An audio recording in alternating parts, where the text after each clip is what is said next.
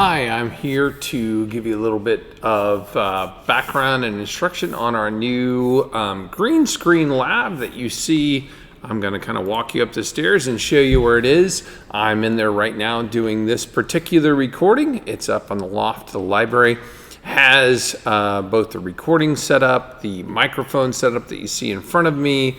You can see it's got a large TV, which I'm looking at right now to use as either for you to be able to do it by yourself, or to be able to use as your background, or to use as a prompt if you're doing something you want to be able to read from as well. You can use it for any of those reasons. You can see basically the setup that I'm sitting at right now. And there's some lights on the side to help illuminate this shadowing that you see right here behind me. That's kind of fixed now with those lights on the ground. This is the basic setup of what the Greenscreen Lab looks like. If I get out of the way there, you can see there's there's a PC with two monitors there in the setup. And that's wireless, so you can bring it right here and use it right from the desk in the front as well. And the other two screens both mirror each other so that you can see the screen in front of you. And if you've got an assistant over working the system, they can be able to use it over there as well. So that's what it looks like. To get started, you just turn on the camera, you open it up and hit the power button right here. And then you'll hit the button that says PC camera on the screen, and you'll hit it again and you should see it show the words PC camera, and now you know that the camera is set up. So that's kind of getting started. Then you'll use OBS Studio, and whatever images you have on a Google slideshow, a PowerPoint presentation, however you want to do it, you're going to be able to do that behind you, just like you're seeing behind me the pictures that I took to kind of set this up. Also, I've got some hotkeys set up to be able to use it. I use alternate R to record, alternate P to pause, and alternate S, that's holding down the Alt key, in order to stop the recording. You can obviously edit it later at any time as well, but that's kind of how I have it set up. And then I'm going to go through some of the OBS Studio settings to show you how we set some of these. Now, I'm not going to go through things like how to make a Google slideshow or a PowerPoint presentation. The assumption is you already know how to do that, and you can put anything on there that you want, and you can then use that. And right now I've got it set up so whatever I'm looking at is also what's showing behind me. So whatever I see here is what you're seeing as my background. And also these two screens are mirrored so that if someone's sitting here kind of helping you do it, if you're doing as a student project and you have a student kind of working as the producer while somebody else is sitting here at the desk, you're doing a news station, whatever you're doing, you can have somebody sit here and also work it from there. And this screen over here is where OBS Studio, the software, is running at the same time. Okay, well, I want to show you a little bit about OBS Studio next. And honestly, this is what OBS Studio opens up with, and there's nothing there, nothing set up. And so the first thing I think you should do is import my settings so that you can see the same buttons and shortcuts that I have. So the way you do that is you go to Scene Selection and you say Import, and then you hit these buttons right here to go to then your D drive, and you'll see this one that says Green Lab. When you double click on Green Lab, you will make a new scene selection in yours. Just say close, and then you will have Green Lab. And when you have Green Lab, you'll see all the buttons that I see and that I'm going to kind of talk through right now. So first of all, I'm going to remove that just so it's not confusing. And I'm going to walk through from over here to over here some of the buttons that you're going to see on OBS Studio. Now, OBS Studio is our recording software that we're using to do all this green screen stuff. And if you don't import my settings, you'll have to go and set them all up yourself. And that may not be probably what you want to do the first time you use OBS Studio. Now, what you can see in OBS Studio is these different settings here these different scenes that I already have set up. And those scenes are basically all the same thing. It's where I want to be. Am I in the middle? Am I on the right or on the left? So when I hit Control F1, I move over here to the one side. F2 puts me back in the middle. F3 puts me back over on this side, so that as I'm instructing through stuff, if I get in the way, I can move myself out of the way while I'm still showing on the green screen video. You may just be using the one that's called middle, and that means it's just centered up in the middle of the camera. But if you're trying to do a PowerPoint show or an instructional video, you may want to be over on the side so that you're kind of pointing out the stuff you're talking about over here, which is showing up behind you while you're looking at it in front of you. So that's the first thing. That's what these scenes are. I have them set up as hotkeys for Control F1, F2, and F3. Inside each scene, you have sources. And right now, I've got a couple sources on here. I've got the video camera that you see. It's locked. If I point the little button, I disappear in the video and I come back. So if the eyeball's pushed, it's not visible. And if it's visible, the eyeball's open, then you can see it. The little lock lets me lock it. And so now you can see that I'm unlocked. If I wanted to make me smaller or move me around, or I could even rotate myself. I kind of set myself on top of OBS Studio at my desk here for this portion, but I could also grab a corner and shrink myself down and throw myself up on the top if I wanted to while I'm doing the recording of this session. Locking it back makes it so then I can't drag it around. The display capture is this scene that you can see OBS Studio, which is the display in front of me that I'm currently looking at. It's capturing, oops, I got my sunglasses on. It's capturing that display right there. And then you can see if I poke it in the eye, it will see through, and now I'm seen hovering up here in the air in the middle of the studio, because that's an image of the studio behind me that I've got up there. You can also see this orange bar off on the side that's showing up. If I wanted to get rid of that, I could either slide it over or I could unlock this. And when I right click on it, it gives me all kinds of options that I can do things on my screen, one of which is called transform. And when I transform, that's how I can edit, flip. I could put myself over here and make myself speak from the side if I wanted to. That's what those rotations do. I'm going to flip myself back over. And then if I wanted to trim the sides, I can do that transform, and I can say that I want to edit the transform. And now you can see I can bring in the right. It's already brought in 150. Let's bring it in 300. And now that right side is cut off. And if I wanted to do the same thing on the left to cut off the edge of the desk, I could do that. You can see I've already got the bottom trimmed a little bit. I could trim it more if I wanted to bring up, and you have less of the desk showing as I'm showing that there.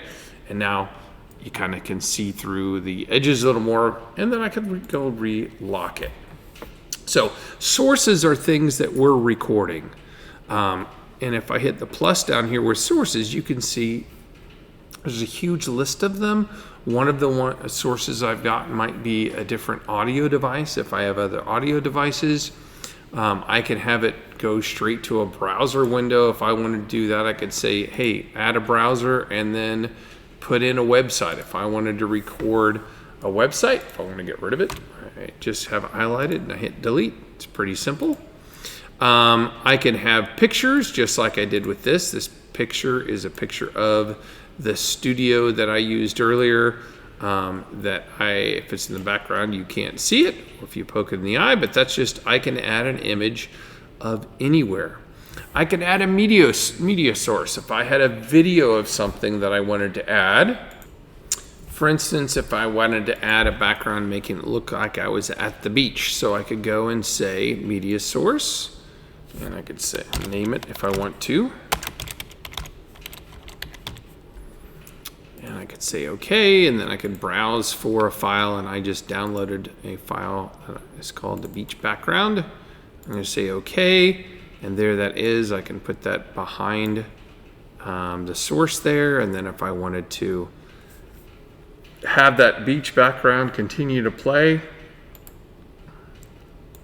I could go ahead and tell it that, hey, I want to loop that continually, so I'm going to have that background behind me, and then I could go and put myself down on the beach. Oop, gotta unlock myself, then click myself. I gotta put myself talking down at the beach if I wanted to. So you can have a picture in the background, you can have a video in the background, you can have audio files play during your recording if you want to. You can basically use this green screen to put yourself, and I wish I was here right now, anywhere you possibly want to be. Report from, you could go out and do videos of a school sporting event. You could use that in your background while your students are talking about a football game, a race, a recap of something that they could do at the studio, or you could just use PowerPoint to do a recording of yourself. And again, all I have to do, I can move myself anywhere on here. I can flip it around. I can go ahead and make the beach go away and go back to what I was working on. Oh, gotta grab that one and finish talking about the different inputs that we've got. So those are called sources. And if you have a question with any of these, you can ask me. Right now, my default setup is to have the video and the display as the two that are always going to be imported if you click the import file to bring them in. And then other things you can add anything that you want to. You just click on there. You can duplicate them if you want to as well. You can see on the audio right now, this is the audio mixer. The only thing I've got on is the mic. If I'm worried about other things picking up sound, I can go and mute them, but you didn't see anything coming up and down on there.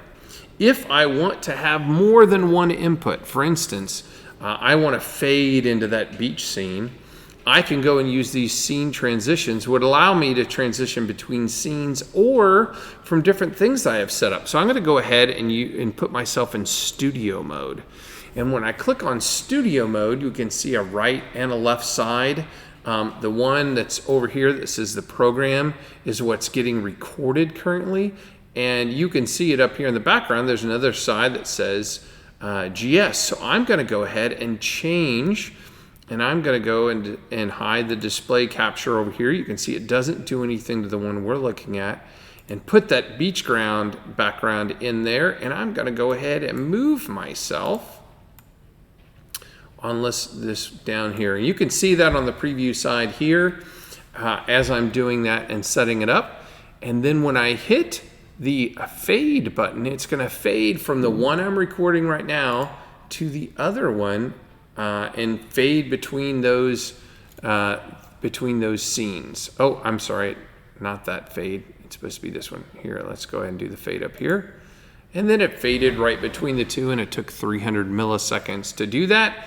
And if I wanted to set it back to the way it was, I could do that on the other side. And then when I hit transition, it comes right back to the way I was. That's what studio mode is for. So you can have two different options up here, and it goes back and forth between those two whenever you hit this transition in the middle on the studio mode. So if I go back to the studio mode, you really can't see it because of where I'm at. Let me move myself and then transition. There we go. This is the button I'm hitting there to transition, and I can transition. There are a whole bunch of different kind of transitions that I can do. I usually use fade, and I fade between one and the other, and that's what that is for. That's what studio mode is for. The settings let you set some of the outputs, where things are saved, what format they're saved in. In general, you really don't have to mess with that because I set up what I consider the best settings for those already. You can, however, go to settings to do things like make new hotkeys. So if I go to settings, this pops up here, and let me move myself. See, I'm in front of what I'm trying to record, so I'm going to go ahead and slide myself down way off here to the edge and hit settings again so that you'll be able to see the settings when I bring those up over here to the side of me. So most of these settings you don't want to do, but if you're doing all this by yourself, you may want to set up some hotkeys. You can see the hotkeys already set up, but you can do all kinds of hotkeys to do transitions. If you've got different scenes that you set up, you can have it transition between scenes from different sources. You can use it to hide and unhide a source. You can see there's a whole bunch of options, and as I add more things, there are more options to make hotkeys. So for instance, if I wanted to make it so that I hid the, I'm going to add the video capture, I'm going to make it Alt, I'm just going to make U to hide and I to bring it back, and then I'm going to say OK to that. And now if I use those keys, I can use those to make myself disappear and come back really easily. So that's what hotkeys are for, just to give you a way to pop it in, pop it out. Now I've been recording this whole time. When I'm done, I would hit stop recording, and that file then, and I know I just moved myself off to the side so I could bring that up, that file is going to be in my Documents Videos folder. So you can see it's recording right here, right now. As soon as I stop, it will resolve this and it will become a video that then I can use. I can edit if I do the whole thing without stopping and just pausing when I need to. I don't have to do any editing at all. In fact, I can even put in those things I use as the header and the ending credits automatically in OBS Studio, so no editing is required at all when I'm finished doing this. Okay, let's go to the last point. If you need to edit your video, we use a program here called KDENLive. If you type KDEN in, you'll see KDENLive come up right away. It's installed on every single PC, laptop, here at Trail, student and staff alike. It's free to download. You can download and use at home, and it does everything you'd ever want it to do. Big thing on KDENLive, there's tons of help out there on YouTube. If you ever have something you're like, I don't know how to do that, you can do it on KDENLive. Just look up how to do it and you'll be able to figure it out on YouTube. So this is where first of all, I'm going to drop the videos that I'm going to use in Kden. So I'm going to go ahead and grab a couple videos that I use as part of this project and just toss them in there. I'll just drag two of them in there. Now, just so you know, this, oh yeah, sure, switch, we'll go to high definition. Here we go. When I save this project as I'm working, and I'm going to go ahead and say file, save, it's going to ask me what I want to name it. Test project. I don't want to overwrite my other one. Whenever I hit save, I'm not saving a video file. I'm saving the project files for this that I'm going to then finish up and make a video at the end. So I'm going to show you really the basics. We've got two different tracks here. We've got video and audio 1, video and audio 2. Whatever is on the outside overlaps whatever's on the inside. So if I've got this track that I put down here in 1, and I've got this track that I put down here in 2, when I go, and I'm going to put my cursor right here, this is what I'm actually watching, which is this inside one right here, and I hit play over here. This is the actual project side, and I hit play on this. Put it a little closer to, you're going to see it's just going to jump. Both audios are going to play, but this video is going to overlap that video. Let's see if I can. And it just pops on top of it. So that's one thing that's important to note. If you're trying to lap things, the thing on the inside, number 1 gets overlapped by 2, gets overlapped by 3. And so I can go and take these. Now, I've got these and I want to fade them between the two, which is why I am stacking them, because I could put them right next to each other and it'll just go straight from one file to the other if I have that. You'll see it's just going to go right from one to the other. Maybe I want it to look a little nicer. I want it to fade between the two. So I'm going to stack them. I'm going to overlap them. And if I go right here to the button on the corner, you can see it says fade now. I'm going to fade that out. That's the video. I'm going to bring this up so I can see the auto, and it says A for A2, A1, V1, V2, and I'm going to fade in the audio as well. So now when I do this one, it's going to fade straight from one part of the video to the other part of the video. So that's one thing. The other thing, no matter what I do to this, I'm not hurting the original files. I'm just editing this project. So if I've got something here I only want to show for a few seconds, and then I want to cut this clip and make it split it into different sections maybe, or cut out an error that I made.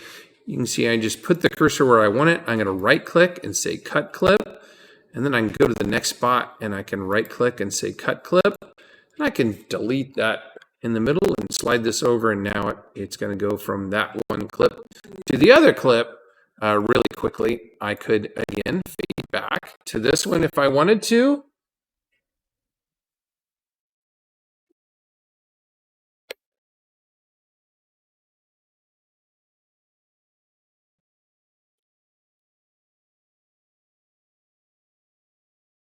So I can make it go back again and fade from one clip to the other as it goes in there. Oh, I would want to fade this out. And then you'd see it fade from the one clip to the other clip as it goes out there, as it goes to the next one. So that's really all I want to show you. If I want to save this as I'm working, I go up here and save again. Again, that's saving the project that I'm working on. I can go and cut anywhere I want to. So I'm going to go down here. I'm going to cut the clip. I'm going to delete the end of it. I'm going to say this is the end. So I'm going to go there and I'm going to fade out the audio and visual at the end. So my video that I'm doing just kind of fades away. Down a little further. Just kind of fades away as I'm making that video. So maybe I'm done with my video now and I go and save the project. It's not a movie. Now I want to turn this into this whole thing I've got here that I've edited. I want to turn it into a video. And I do that by going to Project and Render. And when I render a project, I personally always render it the same ultra high definition file. And then I upload it to, which makes it really big, by the way. And then I upload it to YouTube and I delete the file because I'm not going to waste all my file space on my computer. But I'm going to go down. I have to pick what version of output I'm going to have. So I go down here and always use MP4, this one right here. And I always go quality all the way up. And then when I got it set, I just hit render to file and it's going to go to my video folder and it's going to name it the same as my project. So I just hit render to file and then this takes a couple minutes. I will tell you that if you have a big project, if you do it here in the Audio Visual Lab, it's going to go way faster than almost any PC in the district because this one has the most amount of memory. It's got a really good hard drive, all the good stuff. So you can see this video that I just made, which is how long? Is 6 minutes long, is going to take 17 minutes to render into a 4K high definition video file.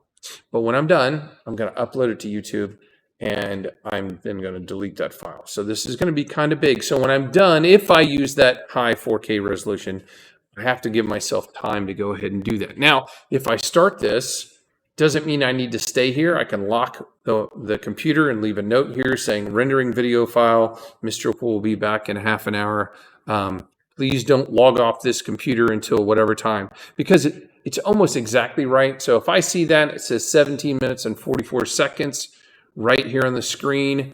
I can look at the clock and say, okay, 4:30 it's going to be done. I can leave a note. Please don't log off this computer till 4:30 because I don't need to be here. It's making the files that go. In 20 minutes, you could just turn off this computer and that file is going to be there inside my file folder under videos. That's where it's making it right now, this test project MP4 file. That's the last thing on using KDENLive. I've just shown you the basics of cutting, fading, and rendering your projects. If you had any editing to do, there's tons of things you can do with KDENLive, more than this little tiny blurb that I just gave you there. That is a basic intro to OBS Studio. I'm going to do more to help people out. And if you come in to use the Greenscreen Lab, if you do it on one of my tech days, I will be more than happy to come in with you, help you kind of work through it one day if you want to do it you're doing your plan period, so I kind of walk you through it then. And obviously these videos are intended to help you get started. It's the same OBS Studio that's in your classroom, you just don't have the green screen behind you in order to do the green screen stuff. And that's it for the introduction to our new Greenscreen Studio here at National Trail.